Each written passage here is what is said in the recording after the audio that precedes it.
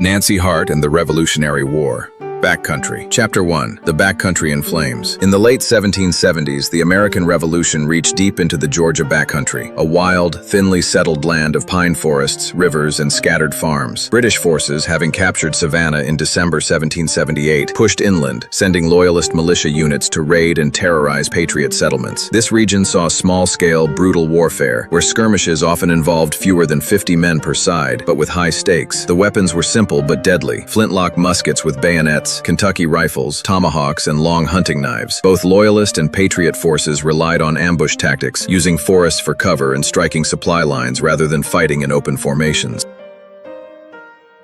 Chapter 2. Who was Nancy Hart? Nancy Hart, born around 1735 in North Carolina, stood nearly 6 feet tall, with a fierce temper and unmatched determination. By the mid-1770s, she and her husband, Benjamin Hart, had settled along the Broad River in Wilkes County, Georgia. Nancy became known as a staunch patriot, a war woman who gathered intelligence, helped move supplies, and sometimes took up arms herself. In the backcountry, women often acted as scouts and messengers, since they could pass more easily through enemy lines without suspicion. Hart's home was strategically located near a ford used by both Patriot and Loyalist troops.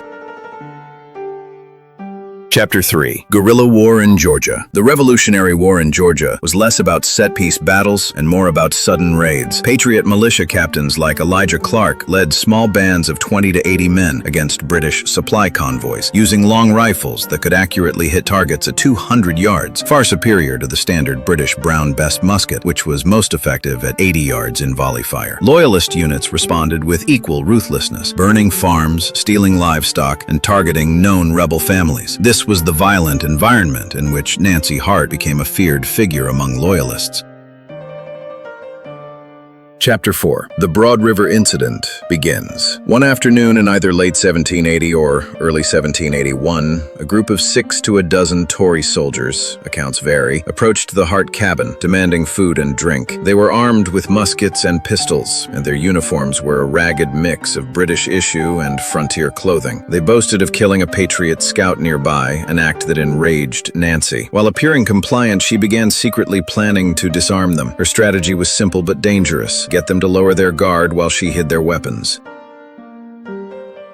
Chapter 5. Disarming the Tories. Nancy Hart served the men food and homemade corn liquor, encouraging them to drink heavily. As they became distracted, she quietly slipped their muskets one by one through a gap in the cabin wall to her daughter Suki outside. This tactic, separating soldiers from their weapons before striking, mirrored methods used by Patriot partisans like Francis Morrison, like South Carolina. But in Nancy's case, it was executed entirely within her small cabin, with no backup except her daughter.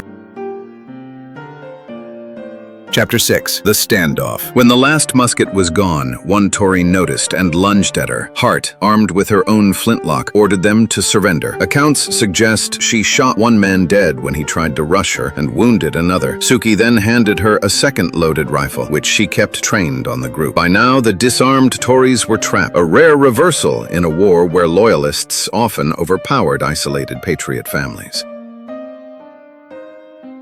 Chapter 7. Reinforcements arrive. Neighbors, alerted by Suki's urgent calls, arrived armed with muskets, long rifles, and hunting knives, forming a rough semicircle around the cabin. These men were likely part of local militia patrols, numbering no more than 10 but hardened by months of skirmishes. The Patriots debated whether to march the prisoners to a distant fort, risk moving them through dangerous territory, or execute them on the spot. In the brutal logic of frontier warfare, prisoners could be dangerous to transport. Loyalists sometimes escaped, ambushed escorts, or were rescued by comrades lurking nearby. Chapter 8. The Execution. Most accounts claim the decision was made to hang the captured Tories from a nearby oak tree as swift retribution for killing local patriots. Such executions, while grim, were not uncommon in the revolutionary backcountry, where formal courts were far away and vengeance was immediate. Witnesses recalled the men pleading for mercy, their hands bound with rawhide straps. If 6 were indeed hanged, it would have been one of the larger single Loyalist executions by civilians in Georgia during the war, a stark warning to other raiders passing through the Broad River settlements. Chapter 9. The legend grows. News of Nancy Hart's daring and deadly stand traveled quickly through Patriot settlements, carried by messengers on horseback and word of mouth at militia camps. She became a living symbol of resistance, especially among women who endured the same dangers. Loyalists reportedly avoided her farm afterward, fearing both her marksmanship and her cunning. Over time, her story blended with regional folklore, making her a near mythic figure. Even in later years, Georgia militia officers told new recruits about War Woman Hart as proof that the fight for independence was waged by settlers as fiercely as by uniformed soldiers.